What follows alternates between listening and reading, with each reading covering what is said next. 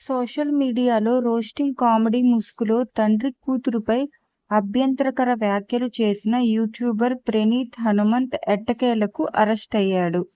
బెంగళూరులో ప్రణీత్ను పోలీసులు అరెస్ట్ చేసి పలు సెక్షన్ల కింద కేసు నమోదు చేశారు. బెంగళూరు కోర్టులో ప్రణీత్ను హాజరుపరిచి ట్రాన్సిస్ట్ వారెంట్పై హైదరాబాద్కు తీసుకువచ్చే ప్రయత్నాలు చేస్తున్నారు. లైవ్ చాట్లో తన మిత్రులతో కలిసి వల్గారిటీ, డబుల్ మీనింగ్ మాటలతో ప్రణీత్ టీం పేట్రేగిపోయిన సంగతి తెలిసిందే. సభ్య సమాజం తలదించుకునేలా వ్యాఖ్యలు చేసిన వీరి వ్యవహారంపై హీరో సాయి ధరమ్ తేజ్ తెలంగాణ ముఖ్యమంత్రితో పాటు మరికొంతమంది ప్రముఖుల దృష్టికి సోషల్ మీడియా వేదికగా తీసుకువెళ్లారు.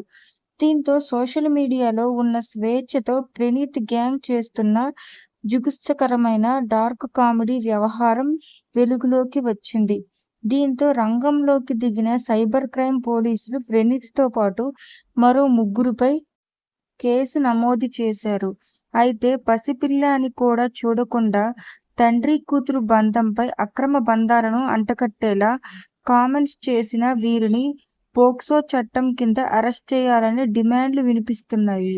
ఈ నేపథ్యంలో అరెస్టైన ప్రణీత్ నుంచి పోలీసులు దర్యాప్తులో ఈ డార్క్ కామెడీ పేరుతో రెచ్చిపోతున్న సోషల్ మీడియా కేటుగాళ్ల నెట్వర్క్ ఎంతమేరకు ఛేదిస్తారన్నదే చూడాలి.